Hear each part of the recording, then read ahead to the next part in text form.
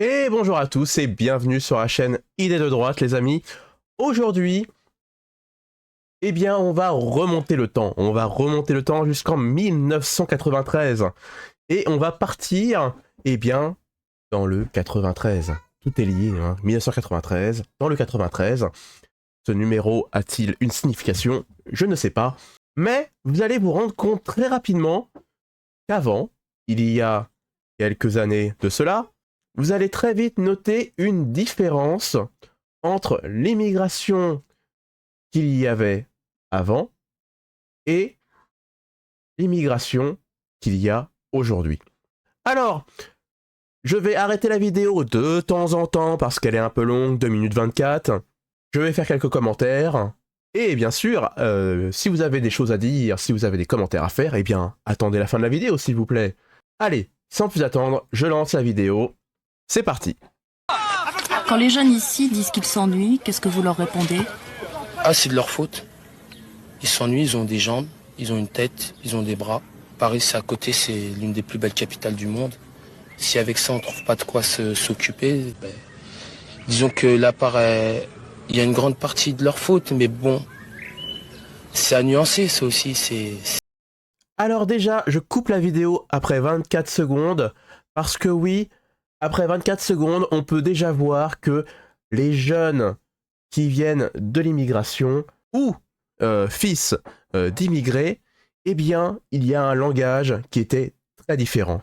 Ils parlaient français, les amis. Oui, avant, les gens qui descendaient des immigrés ou qui immigraient en France, quand même, il y avait une chose, ils parlaient correctement français.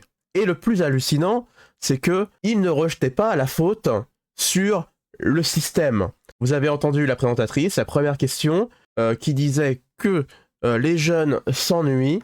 Eh bien, ce garçon, ce racisé, hein, on va utiliser les termes, ce racisé, dit que c'était la faute des jeunes, hein, parce qu'ils ont des jambes, hein, ils ont des mains, ils ont un cerveau. Paris est à côté. S'ils veulent trouver un travail, hein, s'ils s'en donnent les moyens, eh bien, ils peuvent le faire au lieu de traîner tout le temps, de rien faire ou de s'ennuyer. Hein, on leur a construit des stades, on leur construit des gymnases, on leur met des associations en veux-tu, en voilà pour les occuper. Donc au bout d'un moment, ça suffit. Et vous voyez, avant, en 93, ce jeune nous dit bien que c'est la faute des jeunes eux-mêmes. Vous avez vu un peu le changement de mentalité qu'il y a eu entre 93 et maintenant en 2025. Bien sûr, la gauche est passée par là. Bien sûr, il y a maintenant une quantité d'immigration qui est vraiment trop importante. Et d'autres facteurs que vous allez bien sûr me dire en commentaire. Mais vous voyez déjà la différence qu'il y a et qu'on peut noter en seulement 24 secondes de vidéo. Allez, on continue. C'est comme tout. Disons que les autorités au pouvoir ne font pas grand-chose pour que leur sort s'améliore, mais j'ai toujours refusé d'être un assisté. Donc pour moi, si je suis en train de galérer devant les magasins, comme on dit, eh ben, c'est de ma faute. Et puis je remets la responsabilité à personne, je m'assume. Il faut arrêter de tout focaliser sur les cités. Bon, ok, c'est les endroits où il y a le plus de problèmes. Pourquoi? Parce que là, c'est pas des pavillons, c'est pas Neuilly, c'est quand même, faut dire, c'est pas les bidonvilles non plus, mais c'est les endroits où on trouve les... Alors, c'est pas des bidonvilles, c'est pas Neuilly non plus, mais je constate que derrière lui, même si la vidéo est à la qualité qu'elle a, mais vous voyez, il y a de la verdure derrière. Hein, on entend le chant des oiseaux. Hein, on voit qu'il n'y a pas de tag sur le mur de la cité derrière lui. Vous voyez la différence quand même? C'est que même avant, il y avait quand même un respect de l'habitat. Hein, voilà. Il n'était pas... hein, il saccageait pas tout.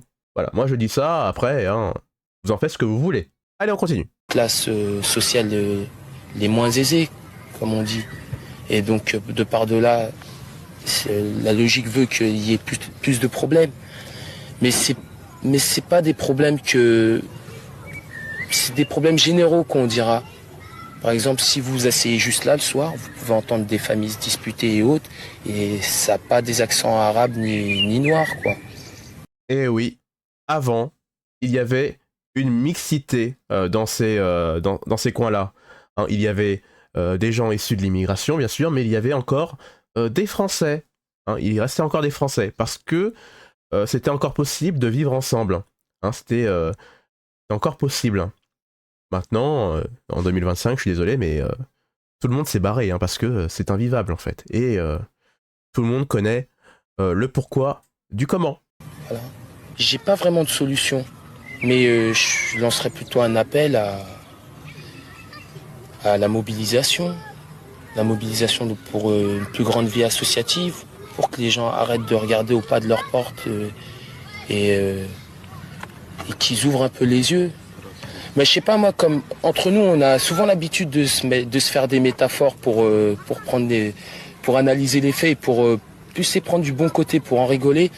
Et on a remarqué un truc, c'est que quand vous avez des problèmes, vous avez tendance à avoir la tête basse et regarder vos pieds. Et ce qui vous rend dans un état plutôt égocentrique. Alors c'est j'ai mes problèmes, le monde y va mal, ceci, cela. Mais si vous levez la tête et vous regardez autour de vous, et ben vous voyez que le monde il va pas aussi mal que ça, et qu'en faisant un petit effort, on peut arriver à faire changer les choses. Et c'est par delà, je dirais pas que j'ai des solutions, mais j'ai plutôt des espoirs. Et oui, les amis, avant l'immigration qui venait en France, ou les fils d'immigrés, hein, ne causaient pas trop de problèmes en fait. Hein. Ils avaient l'envie de travailler, de ne pas gêner les autres, et voilà, ils avaient encore de l'espoir. Mais maintenant, en 2025, eh bien, regardez où on en est. Hein. Et on remercie bien sûr le parti politique de gauche, l'immigration de masse. Bien sûr, il y a les problèmes économiques que l'on connaît, mais je vous l'ai dit, ce n'est pas parce qu'on est pauvre qu'on doit forcément devenir délinquant. Regardez au Japon, il y a plein d'endroits où les gens sont pauvres. Il n'y a pas plus de délinquance au Japon. Je suis désolé. Et voilà, j'en ai marre de cette phrase qui dit « On est forcément pauvre, alors on devient forcément délinquant ». Ça, il faut arrêter avec ce discours souvent de la gauche. Hein. Ça, c'est vraiment n'importe quoi. Et même en France, je suis désolé, mais on trouve plein de personnes pauvres dans les milieux ruraux. Je suis sûr qu'on trouve plein de gens pauvres, mais bizarrement, ils ont un casier judiciaire vierge hein, et ils ne causent aucun problème. Bon, en tout cas, c'est tout ce que j'ai à dire pour cette vidéo-là. Si vous avez des commentaires à faire, eh bien, allez-y. La section commentaires est là pour ça. Je vous lis comme d'habitude. Et bien sûr, si vous voulez m'aider, vous savez ce qu'il faut faire. Je vous dis à la prochaine vidéo. Ciao!